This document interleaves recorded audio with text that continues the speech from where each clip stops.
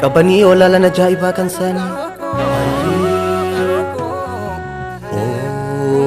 soo dhugaan lallabu sobaan galma seenanii ndabeetti daluu manaa wayyaayuma seenanii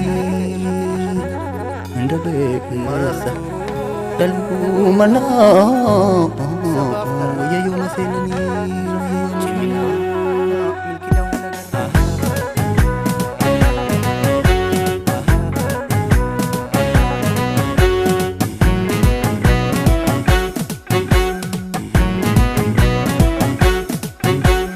Gadewa wal dhiitte kan tuufis araaran bayuu garaa ilmoo dorrobeen maseena jechuun hin tayuu wal nyaattee dabbi koo wal nyaachise ka uumaan uumamtee kun gatanis dhugaan gatu ka uumaan uumamtee kun qomoo koo gatanis dhugaan gatu ka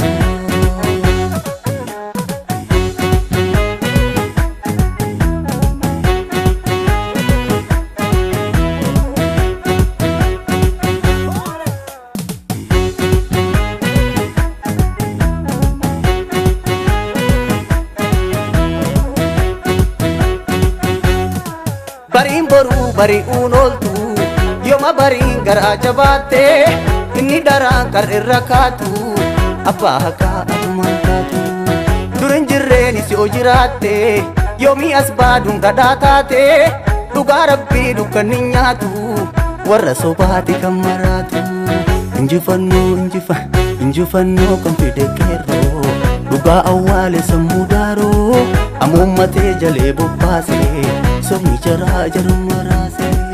yaa sona jaalala jabduu koo gurgugaatuu itti tuudinaa bubbulullee wal argaan oolu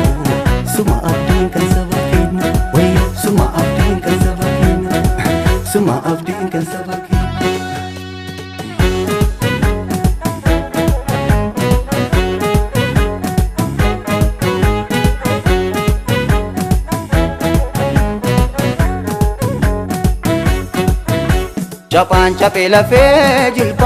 Japaan capee lafee jilba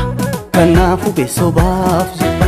lola dhiigaa lafa jiise har'as jiraa yoomna dhiisaa jennaan dhiisuu yaade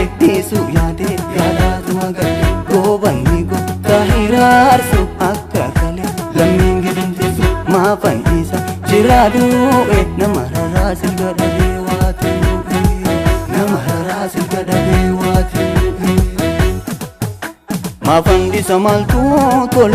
Mafandisa maltu tole jarran falme hajelule